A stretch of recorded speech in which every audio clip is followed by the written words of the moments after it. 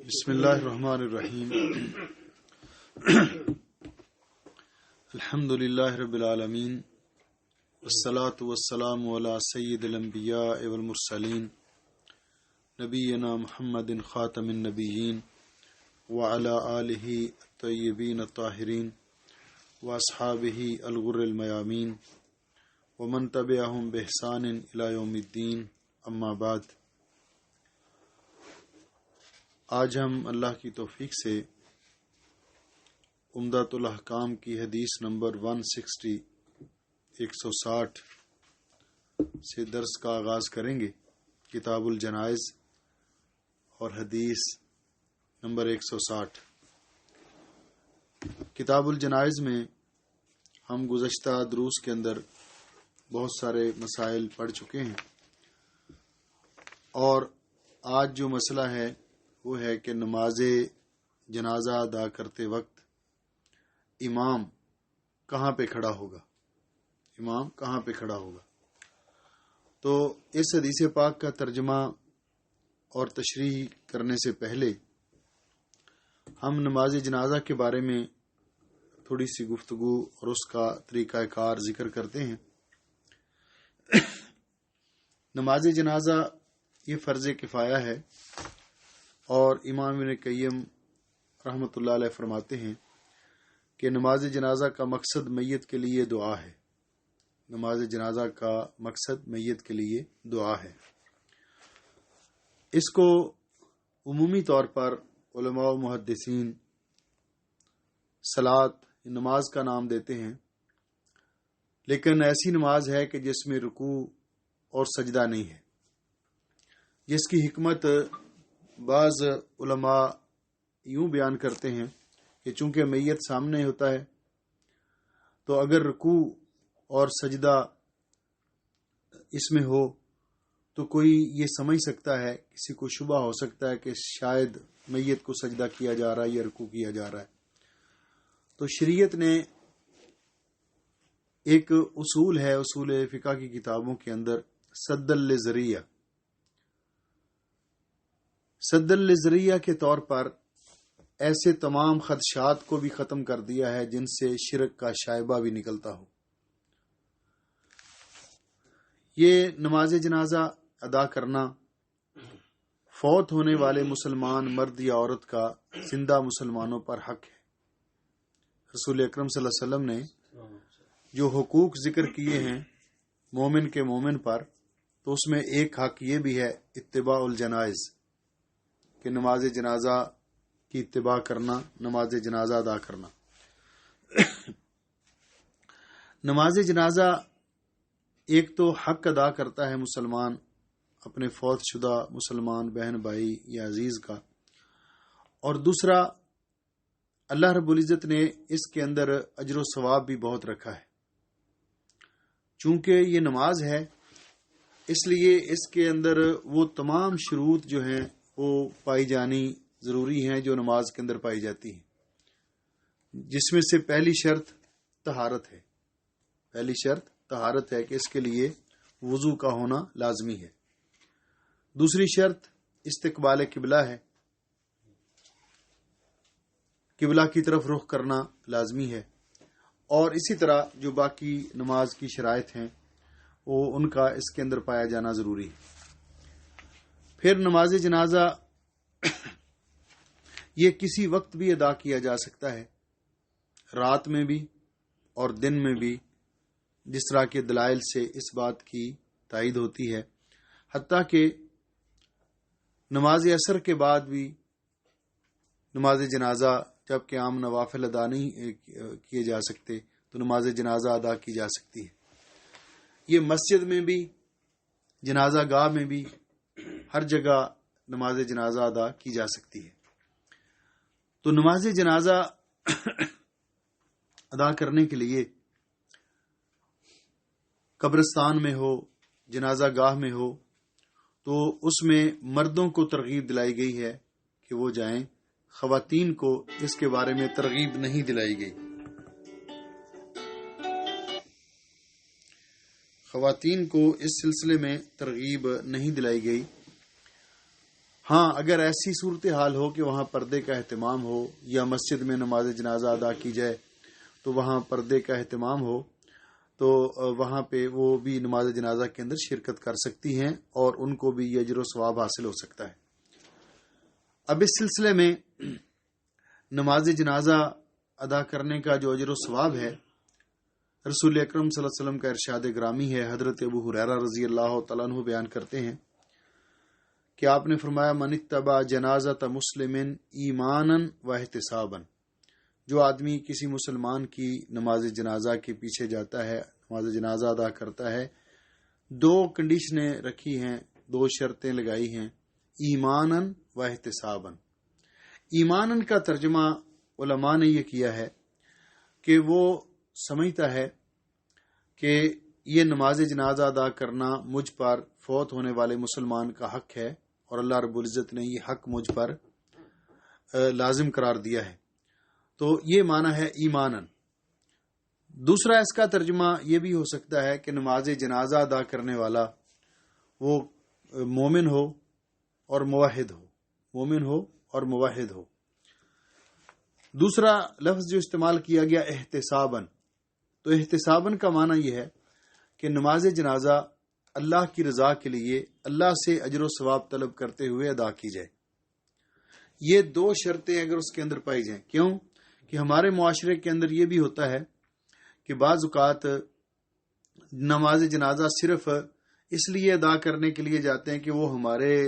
میت کے جنازے پہ آئے تھے تو ہم ادھر جا رہے ہیں، تو ذہن میں اجر و ثواب کی نیت یہ دور تک نہیں ہوتی، صرف یہ ڈر ہوتا ہے کہ ہم نہ گئے تو وہ اعتراض کریں گے۔ حالانکہ یہ مقدم ہونا چاہیے کہ نیت ہو کہ ہم اللہ کی رضا کے لیے جا رہے ہیں، وہ آئیں یا نہ آئیں ہماری کسی میت پر، وہ ہمیں شکریہ ادا کریں ہمارا یا نہ کریں، ہم اللہ کی رضا کے لیے جا رہے ہیں۔ تو جو اس طرح نماز جنازہ ادا کرتا ہے حتی یصلی علیہ، کہ نماز جنازہ ادا کر دی جاتی ہے، وَيُفْرَغُ مِن دَفْنِهَا، تو میت کو دفن کرنے سے فارغ ہوا جاتا ہے، یعنی فارغ ہو جاتے ہیں لوگ، تو فَإِنَّهُ يَرْجِعُ مِنَ الْأَجْرِ بِقِيرَاتَيْن، تو اس کو 2 قیرات ثواب لے کر پلٹتا ہے ایسا نماز جنازہ ادا کرنے والا۔ کلو قیرات مثل احد، ہر قیرات احد پہاڑ کے برابر ہے۔ ومن صلی علیہ، اور جس نے میت کی نماز جنازہ ادا کی، ثم رجع قبل ان تدفن، پھر دفن ہونے سے پہلے واپس آ گیا، فإنه يرجع بقیرات، تو وہ 1 قیرات ثواب کے ساتھ پلٹتا ہے۔ یہ حدیث بخاری اور مسلم کے اندر ہے، متفق علیہ حدیث۔ نماز جنازہ جس طرح اس کا اجر و ثواب بہت ہے، اسی طرح نماز جنازہ ادا کرنے والے یہ اپنے فوت شدہ مسلمان بہن بھائی ان کی شفاعت کرتے ہیں، سفارش کرتے ہیں، اور یہ اس کا اہتمام کرنا چاہیے خصوصی طور پر، جیسا کہ رسول اکرم صلی اللہ علیہ وسلم نے ارشاد فرمایا۔ حضرت ابن عباس رضی اللہ تعالیٰ عنہما کی روایت کہ ما من رجل مسلم یموت، جب کوئی مسلمان فوت ہو جاتا ہے، فیقوم علی جنازتہ 40 لا یشرکون باللہ شیئا، تو اس کی نماز جنازہ ادا کرنے کے لیے 40 لوگ ایسے جمع ہو جاتے ہیں جو اللہ کے ساتھ کسی کو شریک نہیں ٹھہراتے، یعنی موحد لوگ۔ گویا کہ اس سے یہ بھی معلوم ہوا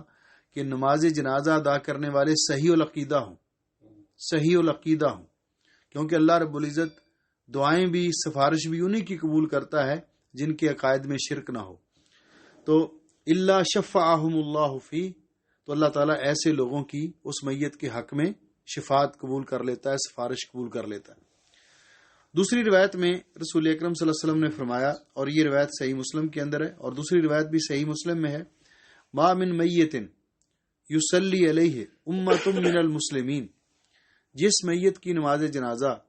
مسلمانوں کی ایک جماعت ادا کرتی ہے، یبلغون 100، 100 کے قریب لوگ ہوتے ہیں وہ، کلہم یشفعون لہ، سارے مل کر اللہ تعالیٰ کی بارگاہ میں اس کی شفاعت کرتے ہیں کہ یا اللہ اس کو بخش دے، اللہ شفعوا فیہ، اللہ تعالیٰ ان کی سفارش قبول کر لیتا ہے اس میت کے حق میں۔ تو یہ گویا کہ نماز جنازہ میت کے حق میں ایک سفارش ہے جو نماز جنازہ ادا کرنے والے اللہ رب العزت کی بارگاہ میں کرتے ہیں، تاکہ اللہ رب العزت اس میت کو بخش دے، اس میت کے گناہ اللہ تعالیٰ معاف کر دے اور اس کی مغفرت کر دے۔ اب نماز جنازہ کی امامت کا مسئلہ ہے کہ نماز جنازہ کی امامت کون کروائے۔ جس طرح کہ یہ کنڈیشن وہاں پہ ہے کہ ایسے لوگ نماز جنازہ کسی میت کی ادا کریں کہ جو لا یشرکون باللہ شیئا، جو اللہ تعالیٰ کے ساتھ کسی کو بھی کسی طرح کا بھی شرک نہیں کرتے، اسی طرح یہ کنڈیشن امام کے اندر بالاولیٰ پائی جانا ضروری ہے، یہ کہ وہ صحیح العقیدہ ہو۔ پھر امام کون نماز جنازہ پڑھائے، تو اس کے بارے میں سب سے پہلے نمبر پر کہ میت نے جس کے بارے میں وصیت کی ہو۔ کوئی شخص اگر فوت ہونے سے پہلے وصیت کر دیتا ہے کہ بھئی میری نماز جنازہ فلاں شخص پڑھائے، بشرط یہ کہ وہ شخص جس کے بارے میں وہ وصیت کر رہا ہے وہ صحیح العقیدہ ہو، کتاب و سنت کو فالو کرنے والا ہو۔ تو پہلے نمبر پر وصی کا نمبر ہے، جس کے بارے میں میت نے وصیت کی، جیسا کہ حضرت ابو بکر رضی اللہ تعالیٰ عنہ نے اپنی وفات کے وقت وصیت کی تھی کہ میری نماز جنازہ حضرت عمر ادا کریں، حضرت عمر پڑھائیں۔ تو حضرت ابو بکر رضی اللہ تعالیٰ عنہ کی نماز جنازہ حضرت عمر نے پڑھائی تھی، حالانکہ ان کے اپنے بیٹے بھی تھے، لواحقین بھی تھے، لیکن جس کے بارے میں میت وصیت کرے اس کو مقدم کیا جائے گا۔ اسی طرح حضرت عمر رضی اللہ تعالیٰ عنہ نے اپنی شہادت کے وقت یہ وصیت کی تھی کہ ان کی نماز جنازہ حضرت صہیب رومی پڑھائیں، ان کی نماز جنازہ حضرت صہیب رومی نے پڑھائی تھی۔ اسی طرح ام المومنین سید عائشہ صدیقہ طیبہ طاہرہ رضی اللہ تعالیٰ عنہ نے اپنی وفات کے وقت وصیت کی تھی کہ میری نماز جنازہ حضرت ابو ہریرہ پڑھائیں، تو ان کی نماز جنازہ حضرت ابو ہریرہ رضی اللہ تعالیٰ عنہ نے پڑھائی تھی۔ اگر کسی کے بارے میں وصیت نہ کی ہو تو پھر وقت کا جو حاکم یا امام ہے اس کو مقدم کیا جائے گا، اگر اس کے اندر یہ صلاحیت موجود ہو کہ وہ نماز جنازہ پڑھا سکتا ہو۔ اور جیسا کہ حضرت حسین رضی اللہ تعالیٰ عنہ نے جب حضرت حسن ابن علی رضی اللہ تعالیٰ عنہ مجمعین ان کی وفات ہوئی تو اس وقت مدینے کے گورنر سعید ابن العاص تھے، تو انہیں کہا کہ تقدم نماز جنازہ پڑھاؤ، اگر یہ سنت اور طریقہ نہ ہوتا تو میں آپ کو کبھی آگے نہ کرتا۔ تو گویا کہ اگر امام کہتا ہے کہ نہیں، جو لواحقین ہیں میت کے وہ زیادہ اولیٰ ہیں، تو ان میں سے کسی کو آگے کرتا ہے تو پھر اس کو نماز جنازہ لواحقین کو پڑھانی چاہیے۔ اگر کوئی امیر یا امام موجود نہ ہو تو میت کے لواحقین میں سے قریبی رشتہ داروں میں سے جو زیادہ قریبی ہے، اگر وہ نماز جنازہ پڑھانے کی صلاحیت رکھتا ہے تو پھر اس کی نماز جنازہ وہ پڑھائے گا، کیونکہ اللہ رب العزت قرآن پاک میں فرماتے ہیں وَأُولُو الْأَرْحَامِ بَعْضُهُمْ أَوْلَىٰ بِبَعْضٍ فی کتاب اللہ،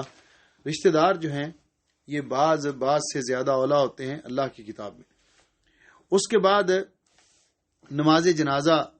کے لیے صفیں بنانا،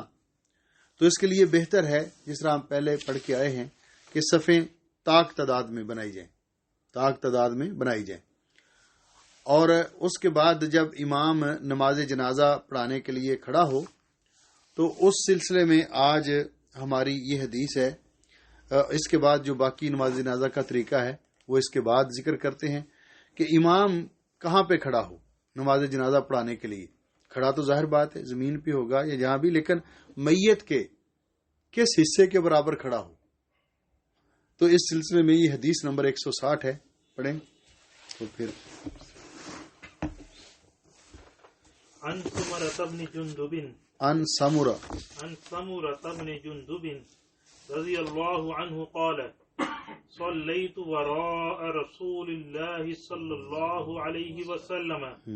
على امرأة ماتت في نفاسها فقام وسطها متفق علیہ۔ یہ حدیث جو ہے حضرت سمرہ ابن جندب بیان کرتے ہیں کہ میں نے सल्लैतु अन समरत इब्न जुंदुब रज़ियल्लाहु अन्हु क़ाल, हजरत समरा इब्न जुंदुब रज़ियल्लाहु तआला अन्हु बयान करते हैं कि सल्लैतु वरा रसूलिल्लाहि सल्लल्लाहु अलैहि वसल्लम, कि मैंने नमाज जनाजा अदा की रसूल अकरम सल्लल्लाहु अलैहि वसल्लम की इक्तदा में, आपके पीछे नमाज जनाजा पढ़ी। अला इमरातिन, एक ऐसी औरत की, ऐसी सहाबिया जो फौत हो गई थी, मातत फी निफासिहा, जो अपनी जिंदगी के दौरान, निफास के दौरान यानी बच्चे की विलादत के दौरान जो वफात पा गई थी। फ़क़ामा फी, ये लफ्ज़ जो आगे है वसत, इसको दोनों तरह पढ़ना जायज़ है, वस्तेहा या वसतेहा। बाज़ उलमा ने इसमें थोड़ा सा फ़र्क किया है कि वसत उसको कहते हैं कि जो दो के दरमियान हो, उसको सीन के सुकून के साथ वस्त। और अगर ऐसी जगह ना हो जिसे आम खुले मैदान में आप बैठे हैं, जिस तरह जलस्तु वसत अद्दार, तो अगर दो के दरमियान हो तो फिर उसके लिए तो ये एक लुग़वी बात है। तो आपने फ़क़ामा वसतहा, तो रसूल अकरम सल्लल्लाहु अलैहि वसल्लम उसके दरमियान में खड़े हुए, उसके दरमियान, मैयत के दरमियान में खड़े हुए। अब यहाँ पे जो मसला बयान किया गया कि ये मसला जो है मुतलक मसला है। यहाँ उस औरत की कंडीशन बयान करना का मकसद सिर्फ ये है कि वो इस हालत में फौत हुई थी, इस हालत में फौत हुई थी। औरत इस हालत में फौत हो या हालत हैज में उसकी वफात हो या तोहर में वफात हो, मैयत की जो डेड बॉडी है उसके इमाम दरमियान में खड़ा होगा, मैयत के दरमियान में खड़ा होगा। इसमें दरमियान में खड़ा होने में बाज़ उलमा ने कुछ हिकमत भी बयान की है कि हिकमत यह है कि जब इमाम दरमियान में खड़ा हो जाए, जिस तरह के उमूमी तौर पर अगर मैयत आदमी की है, रजुल है, छोटा है या बड़ा है, तो उसके सर के बराबर खड़ा होगा इंदरा से ही। मैयत अगर औरत है तो उसके दरमियान में। तो उलमा इसमें हिकमत ये बयान करते हैं कि हिकमत इसमें यह है कि इस तरह खड़ा होने से मैयत की जो डेड बॉडी है वो पिछले जो लोग खड़े हैं उनकी आंखों से थोड़ा सा ओट बन जाती है, उनकी आंखों से, और उसके लिए ये पर्दे का जरिया बन जाती है। इसलिए कहते हैं अल हिकमत फिल वकूफ वस्तल मरअती बिअन्नहु अस्तरु लहा मिनन नास, कि वो लोगों से छुप जाता है कुछ ना कुछ उसका डेड बॉडी जो है, जब इमाम दरमियान में खड़ा हो। तो दरमियान में इमाम खड़ा होगा। दूसरी बात इसमें कि ये जो वसफ बयान किया गया कि वो औरत निफास की हालत में फौत हुई थी, तो ये वसत जो है ये यानी लाजमी नहीं कि ऐसी औरत के दरमियान, बल्कि कोई भी औरत फौत हो तो उसके मैयत के दरमियान में खड़े होंगे। फिर ये इसलिए भी बयान किया गया कि ऐसी हालत के अंदर जो औरत फौत होती है बच्चे की विलादत के दौरान, तो उस औरत को भी शुहदा में शुमार किया जाता है। यानी सबसे आला दर्जे का शहीद वो है जो मार्के के अंदर अल्लाह ताला की राह में लड़ते हुए शहीद हो जाए। जो उसके अलावा जो बाकी शुहदा हैं उनके अंदर, जिस तरह आपने फरमाया कि अल गरीक शहीदुन, जो आदमी पानी में डूब के फौत हो जाता है, पेट की बीमारी में फौत हो जाता है,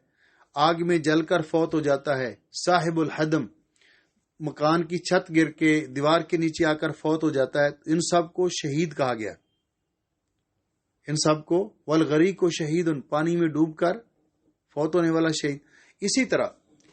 उसको भी जातुल जंब, नमूनिया की बीमारी में जो फौत हो जाता है, उसको भी शुहदा में शुमार किया गया। इसी तरह वो औरत जो अपनी ज़िंदगी के दरमियान, बच्चे की विलादत के दरमियान फौत हो जाती है, तो उसको भी शहीदा कहा गया है। तो ये जो शहीद हैं इनका हुक्म शहीद मारका के अलावा है। शहीद मारका की नमाज जनाजा अदा नहीं की जाएगी, उसको गुस्ल नहीं दिया जाएगा, बल्कि उसके उन्हीं कपड़ों के अंदर उसको दफन किया जाएगा। लेकिन इस औरत को गुस्ल भी दिया गया, اس کو کفن بھی پہنایا گیا اور اس کی نماز جنازہ بھی ادا کی گئی۔ تو عورت حیض کی حالت میں فوت ہو، نفاس کی حالت میں فوت ہو یا عام حالات، ہر صورت میں اس کو غسل دینا ہوگا، یعنی غسل میت جو ہے اس کے لیے لازمی ہے، اور اس کی نماز جنازہ بھی ادا کی جائے گی، اس کی نماز جنازہ بھی ادا کی جائے گی، اگرچہ اس نے خود نماز نہیں پڑھنی تھی، لیکن اس وقت وہ دنیا سے جا چکی ہے، اس کو غسل دیا گیا ہے اور اس کی نماز جنازہ ادا کی جائے گی۔ اسی طرح رسول اکرم صلی اللہ علیہ وسلم نے یہ جس طرح کہ آپ کا یہ طریقہ جو ہے حدیث پاک کے اندر بھی موجود ہے، حضرت انس رضی اللہ تعالیٰ عنہ سے بھی یہ ثابت ہے کہ انہوں نے ایک آدمی کی نماز جنازہ پڑھائی، فقام عند راسہ، تو اس کے سر کے برابر کھڑے ہوئے، ثم صلی علی امرأۃ فقام حیال وسط السریر، تو جب عورت کی نماز جنازہ پڑھائی تو چارپائی کے درمیان میں کھڑے ہوئے، چارپائی کے درمیان میں کھڑے ہوئے، اور کہا کہ اسی طرح رسول اکرم صلی اللہ علیہ وسلم کا طریقہ ہے۔ اب اس کے ساتھ یہ مسئلہ بھی ہو جائے کہ اگر ایک وقت میں میت جو ہے زیادہ ہوں، یعنی اموات زیادہ ہوں، تو ان کی ترتیب کیسے رکھی جائے گی، ان کی ترتیب کیسے رکھی جائے گی؟ تو ان میں سب سے پہلے کہ جو زیادہ تقوی اور پرہیزگاری میں میت جو ہے زیادہ آگے ہوگا اس کو امام کے قریب کیا جائے گا، دوسرا اس کے بعد، تیسرا اس کے بعد۔ اگر اموات مرد بھی ہوں اور خواتین بھی ہوں تو مردوں کو امام کی جانب رکھا جائے گا اور خواتین کو ان کے بعد۔ پھر امام کھڑا کہاں پہ ہوگا؟ تو اس کے کھڑے ہونے کا حکم اسی میت کا معتبر ہوگا جو میت اس کے قریب ہے، یعنی مردوں کے سر کے برابر امام کھڑا ہوگا، اس کے بعد خواتین کی۔ تو اس طرح نماز جنازہ ادا کرنے کے لیے میت کو رکھا جائے گا۔ تو ایسی صورت میں جب پھر نماز جنازہ پڑھانے کے لیے جب امام کھڑا ہوگا تو نماز جنازہ کا جو طریقہ کار ہے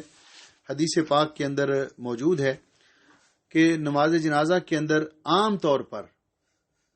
جس طرح کہ ہم سب سے پہلی حدیث ہم نے پڑھی تھی نجاشی والی کہ رسول اکرم صلی اللہ علیہ وسلم نے اس کی نماز جنازہ پڑھائی، کبارہ اربعن، 4 تکبیریں کہیں، 4 تکبیریں۔ تو نماز جنازہ میں 4 تکبیریں عمومی طور پر، بعض اوقات آپ نے بعض میت جو ہے ان کی نماز جنازہ میں 5 تکبیریں بھی کہی ہیں، سے زیادہ بھی کہی ہیں، لیکن عمومی طور پر جو نماز جنازہ پر تکبیرات ہیں وہ 4 ہیں۔ یہ 4 تکبیرات جو ہیں ان میں ظاہر بات ہے نماز جنازہ ادا کرنے سے پہلے میں نے عرض کیا تھا کہ باوضو ہوں، قبلہ رخ کھڑے ہوں، دل میں نیت کریں اور اللہ اکبر کہہ کر اپنے ہاتھ سینے پر باندھ لیں۔ اب یہ ہاتھ جو ہر تکبیر کے ساتھ اٹھا کر باندھنا یہ مسنون ہے۔ سنن دارقطنی کے اندر روایت ہے جس کو علماء نے صحیح کہا ہے، اور مرفوع روایت ہے کہ اس کے اندر یہ وضاحت موجود ہے کہ نماز جنازہ اور نماز عید کی تکبیرات کے اندر ہاتھ اٹھا کر ہاتھ باندھنا رسول اکرم صلی اللہ علیہ وسلم سے ثابت ہے۔ تو گویا کہ ہر تکبیر کے ساتھ ہاتھ اٹھا کر کندھوں کے برابر سینے پر ہاتھ باندھ لیں، اور اس کے بعد پھر قرات ہے۔ قرات کے اندر جو ثنا ہے اس میں اختلاف ہے علماء کا۔ اختلاف یہ ہے کہ جو کہتے ہیں کہ حدیث پاک کے اندر اس کی وضاحت موجود نہیں ہے کہ رسول اکرم صلی اللہ علیہ وسلم نے اس میں ثنا یعنی سبحانک اللہ یا اللہم باعث بینی یہ دعا پڑھی ہے، دعا استفتاح یا نہیں۔ جو علماء کہتے ہیں کہ دعا پڑھنی مستحب ہے، ان کا نقطہ نظر یہ کہ چونکہ یہ نماز ہے اس لیے باقی نمازوں کی طرح اس کے شروع میں بھی دعا استفتاح پڑھنی چاہیے۔ جو علماء کہتے ہیں کہ نہیں پڑھنی چاہیے، صرف اعوذ باللہ من الشیطان الرجیم اور اس کے بعد سورۃ فاتحہ پڑھنی چاہیے، تو ان کا نقطہ نظر یہ ہے کہ چونکہ باقی نمازوں کی طرح اس میں صراحت موجود نہیں ہے کہ آپ نے اس میں بھی دعا استفتاح پڑھی، ثنا پڑھی، تو اس لیے صرف سورۃ فاتحہ پڑھنی چاہیے اور اس کے بعد کوئی سورت ملانی چاہیے۔ تو دونوں طریقوں میں سے جو طریقہ اختیار کر لیا جائے زیادہ تر علماء یہ دوسرا طریقہ اختیار کرتے ہیں کہ ثنا کے بغیر، اور اگر کوئی پڑھنا چاہتا ہے تو تب بھی علماء نے اس کو مستحب قرار دیا ہے باقی نمازوں پر قیاس کرتے ہوئے۔ اس کے بعد تعوذ، اعوذ باللہ من الشیطان الرجیم، اور اس کے بعد سورہ فاتحہ۔ سورہ فاتحہ پڑھنے کی دلیل جو ہے، حضرت طلحہ ابن عبداللہ ابن عوف بیان کرتے ہیں، صلیت، اور صحیح بخاری کے اندر یہ روایت موجود ہے کہ صلیت خلف ابن عباس علی جنازۃ، میں نے حضرت عبداللہ ابن عباس رضی اللہ تعالی عنہما کے پیچھے نماز جنازہ ادا کی، فقرأ بفاتحۃ الکتاب، تو انہوں نے سورہ فاتحہ کی قرات کی، انہوں نے سورہ فاتحہ پڑھی نماز جنازہ میں۔ اور سنن نسائی کے اندر یہی روایت موجود ہے صحیح سند کے ساتھ، اور اس میں یہ لفظ بھی ہیں وسورتن، اور ایک سورت اور ساتھ ملائی، سورہ فاتحہ بھی پڑھی اور ایک سورت اور ساتھ ملائی، وجہرا، اور بلند آواز سے انہوں نے نماز جنازہ پڑھائی، بلند آواز سے سورت فاتحہ پڑھی اور کوئی سورت پڑھی، حتی اسمعنا، حتیٰ کہ انہوں نے ہمیں سنایا، یعنی ہم نے وہ سنی۔ فلما فرغ، یہ راوی حدیث بیان کرتے ہیں کہ جب وہ جنازہ پڑھا کے فارغ ہوئے، اخذت بیدہ، میں نے ان کا ہاتھ پکڑ لیا، فسالتہ، تو اس کے بارے میں پوچھا کہ آپ نے نماز جنازہ میں سورت فاتحہ بھی پڑھی اور اونچی آواز میں بھی پڑھی؟ تو فرمایا، فقال انما جہرت، میں نے اس لیے اونچی آواز میں نماز جنازہ پڑھائی ہے، لتعلموا انہا سنت و حق، تاکہ تم جان لو کہ یہ سنت ہے اور حق ہے۔ یہ صحیح بخاری کی روایت ہے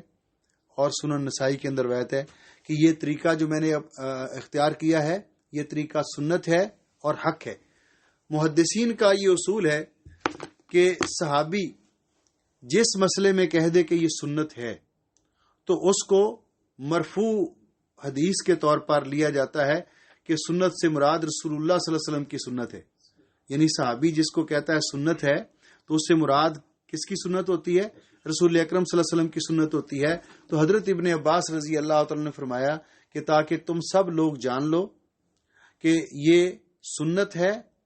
وہ حق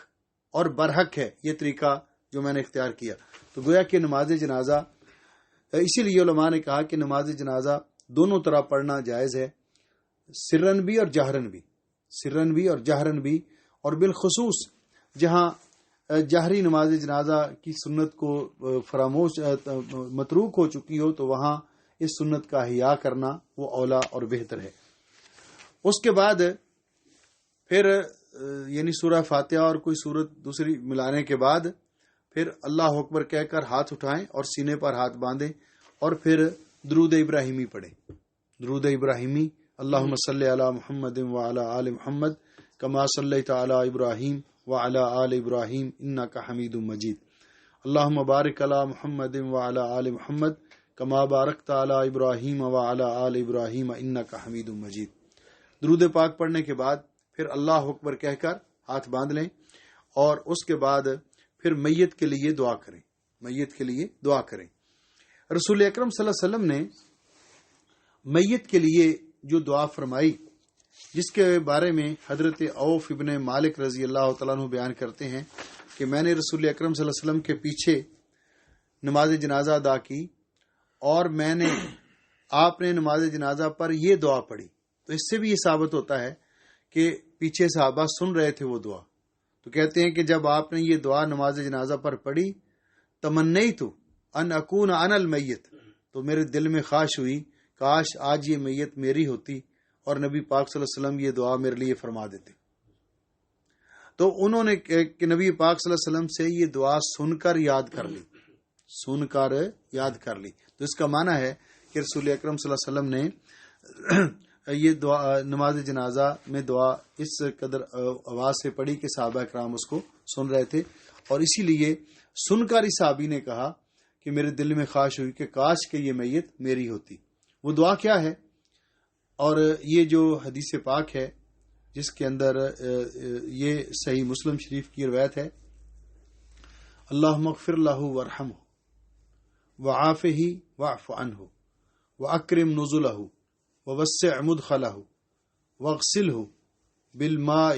والثلج والبرد ونقه من الخطايا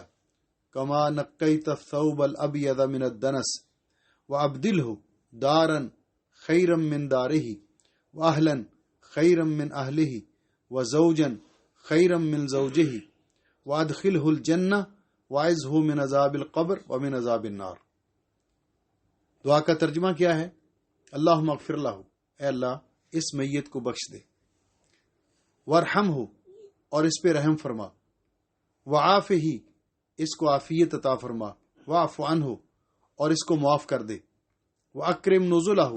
اور اس کی اچھی مہمانی کر، ووسع مدخلہ اور اس کی قبر کو کشادہ کر دے، واغسلہ اے اللہ تو دھو دے اس کو، بالمائی یعنی اس کے گناہوں کو دھو دے، بالمائی پانی کے ساتھ، والثلج اور برف کے ساتھ، والبرد اور اولوں کے ساتھ، یعنی خوب اچھی طرح اس کو گناہوں سے پاک صاف کر دے، وَنَقِّهِ مِنَ الْخَطَايَا اے اللہ تو پاک کر دے اس کو گناہوں سے اور غلطیوں سے، کما نقیت الثوب الابیض من الدنس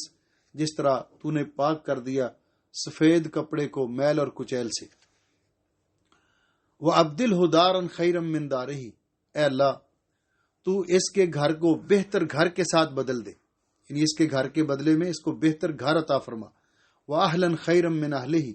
اور اس کے اہل سے بہتر اہل عطا فرما، وَزَوْجًا خَيْرًا مِّن زَوْجِهِ اور اس کے جوڑے سے بہتر جوڑا اس کو عطا فرما، وَأَدْخِلْهُ الْجَنَّةَ اور اس کو جنت میں داخل فرما، وَعِزْهُ مِنْ عَذَابِ الْقَبْرِ اے اللہ اس کو محفوظ رکھ قبر کے عذاب سے، وَمِنْ عَذَابِ النَّارِ اور جہنم کے عذاب سے، آگ کے عذاب سے۔ اسی طرح دوسری دعا جو رسول اکرم صلی اللہ علیہ وسلم جنازے پر یہ دعا بھی پڑھتے تھے، اللہم اغفر لحینا، اللہم اغفر لحینا اے اللہ ہمارے زندوں کو بھی بخش دے، ومیتنا اور ہمارے میت کو بھی بخش دے، وشاہدنا ہمارے جو یہاں موجود ہیں ان کو بھی بخش دے، وغائبنا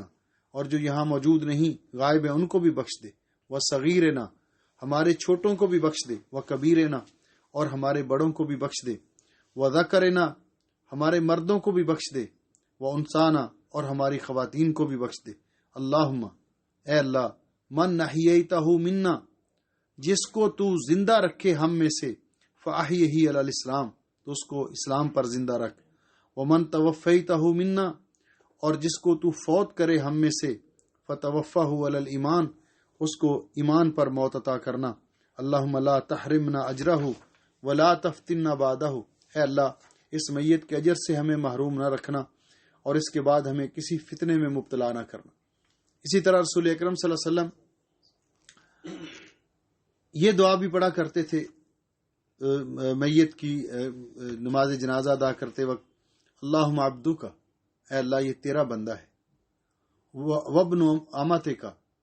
اور تیری بندی کا، اے اللہ عبدک یہ تیرا بندہ ہے، وابن امتک اور تیری بندی کا بیٹا ہے، اور تیری لونڈی کا بیٹا ہے یعنی تیری بندی کا بیٹا ہے، احتاج الی رحمتک یہ تیری رحمت کی طرف محتاج ہو چکا ہے، تیری رحمت کا ضرورت مند ہے اور محتاج ہے، وانت غنی عن عذابہ اللہ تو اس کو عذاب دینے سے بے پرواہ ہے، ان کانا محسنا اے اللہ اگر یہ نیک تھا، نیکی کرنے والا تھا، فزد فی حسناتہ تو اس کی نیکیوں میں اضافہ کر دے، وان کانا مسیئا اے اللہ اگر یہ گناہ گار تھا، فتجاوز عنہ تو اس کی غلطیوں سے درگزر فرما۔ یہ دعا بھی آپ پڑھا کرتے تھے، اللہم ان فلان ابن فلان نام لیتے تھے میت کا، اے اللہ فلاں کا بیٹا فلان، فی ذمتک وحبل جوارک اے اللہ یہ تیرے حوالے ہے اور تیری پناہ میں ہے، فقہی فتنۃ القبر وعذاب النار اے اللہ اس کو قبر کے فتنے سے اور آگ کے عذاب سے محفوظ فرما، انت اہل الوفاء والحق اے اللہ تو وفا کرنے والا، وعدے کو پورا کرنے والا ہے اور تیرا وعدہ برحق ہے، فاغفر لہ وارحمہ اللہ اس کو بخش دے اور اس پہ رحم فرما، انک انت الغفور الرحیم بے شک تو بخشنے والا مہربان ہے۔ اس کے بعد حضرت عبداللہ ابن عمر رضی اللہ تعالی عنہما سے روایت ہے ان نبی صلی اللہ علیہ وسلم کان اذا صلی علی جنازۃ رفع یدیہ فی کل تکبیرۃ، نبی علیہ السلام جب نماز جنازہ پڑھاتے تو ہر تکبیر کے ساتھ ہاتھ اٹھاتے، وَإِذَا انصَرَفَ سَلَّمَ، اور جب جنازہ پڑھا کے فارغ ہوتے تو سلام پھیرتے، آخر میں سلام پھیرتے۔ یہ سلام پھیرنا جو ہے اس کے بارے میں حدیث پاک کے اندر لفظ ہے سلامہ، تو اس سے بعض علماء نے یہ بھی استدلال کیا ہے اور کہ ایک طرف ہی سلام پھیرنا جائز ہے نماز جنازہ میں، السلام علیکم ورحمۃ اللہ، ایک طرف سلام پھیر لیا جائے تو کافی ہے۔ لیکن بعض علماء نے کہا کہ اگر اس سلامہ کے عموم سے یہ بھی بات نکلتی ہے کہ دونوں طرف سلام پھیرنا بھی جائز ہے، دونوں طرف سلام پھیرنا بھی جائز ہے۔ تو یہ میت کی نماز جنازہ کا مختصر طریقہ میں نے بیان کیا، اور ساتھ یہ اس بات کے اندر ایک ہی حدیث تھی جو ہم نے پڑھی ہے کہ امام کس جگہ پہ کھڑا ہو، اور یہ اس مسئلے کی وضاحت ہوگی۔ اگر کسی بھائی کے ذہن میں کوئی سوال ہو تو کر سکتے ہیں، باقی پھر آئندہ انشاءاللہ۔ سر جیسے آپ نے کہا کہ جب کوئی صحابی کہتا ہے کہ یہ سنت ہے، ہاں جی، تو وہ مرفوع اور مطلب صحیح جو حدیث، تو اس کا یہ جو عموماً ہمارے ہاں جو ہے یہ ایون حرمین میں بھی وہ سری جو ہے وہ ادا کی جاتی ہے۔ ہاں جی، اصل بات یہ ہے کہ چونکہ دونوں طرح رسول اکرم صلی اللہ علیہ وسلم نے نماز جنازہ ادا کی ہے، تو اس لیے جو ائمہ حرمین ہیں یا یہاں پر بھی ہیں تو یہ فالو کرتے ہیں کسی نہ کسی امام کو، تو اس امام نے جس طریقے کو اختیار کیا، مثلا امام احمد بن حنبل رحمۃ اللہ علیہ نے جس طریقے کو اختیار کیا، انہوں نے اس طریقے کو اپنا لیا کہ انہوں نے یہ طریقہ اختیار کیا۔ امام شافعی نے جس طریقے کو اختیار کیا، انہوں نے اس طریقے کو اختیار کر لیا۔ تو یہ اس بنیاد پر ہے کہ کسی ایک امام نے جو طریقہ اختیار کیا اس کو اختیار کر لیا۔ اگر وہ ایسے بھی کریں تو وہ کر سکتے ہیں، لیکن چونکہ اہل حدیث علماء بر صغیر پاک و ہند میں ان کا عمل اسی لیے ہے کہ باقی لوگ جو ہے اس پر عمل نہیں کرتے، اور حدیث پاک کے اندر اس کی وضاحت موجود ہے۔ ہاں جی شیخ صاحب، یہ جو میت ہے امام کے آگے جو رکھی ہوتی ہے، جی، اس کی کوئی خاص پوزیشن بھی ہے کہ سر کس طرف ہوگا، پیر کس طرف، یا بس سامنے رکھتی ہے اور سر پیر کا، یا دیکھیے میت جو ہے اس کا جو سٹائل ہونا چاہیے کہ امام کی دائیں طرف اس کا سر ہو، بائیں طرف اس کے پاؤں ہو، اسی لیے تو سر کے پاس کھڑا ہوگا نا۔ اب امام یہ تو نہیں کہ آخر میں وہ ادھر چھوڑ کے چارپائی تو آخر پہ جا کر کھڑا ہوگا۔ تو ویسے بھی میت کو جب قبرستان کی طرف لے جایا جائے تو میت کا سر آگے ہونا چاہیے، اور میت کو فوت ہونے کے بعد اسی لیے علماء نے اس کو مستحب قرار دیا ہے کہ اس کا رخ قبلہ کی طرف کر دیا جائے، یعنی ڈیڈ باڈی کا جو رخ ہے چہرے کا اس کو قبلے کی طرف کر دیا جائے۔ تو قبلے کی طرف رخ کا تبھی ہوگا کہ جب میت کو اس طرح رکھا جائے گا کہ جو سر اس کا امام کی دائیں سائڈ پہ ہوگا، اور اگر سر اس کا دوسری طرف رکھیں گے تو اس کا منہ تو امام کی طرف ہو جائے گا، قبلے کی طرف تو نہیں ہوگا۔ شیخ صاحب اگر میتیں زیادہ ہو جائیں، ہاں جی، آگے جگہ نہ ہو، جگہ سائڈ پہ ہو دائیں بائیں، تو پھر پھیلا سکتے ہیں دائیں بائیں؟ ہاں، دائیں بائیں بھی رکھ سکتے ہیں۔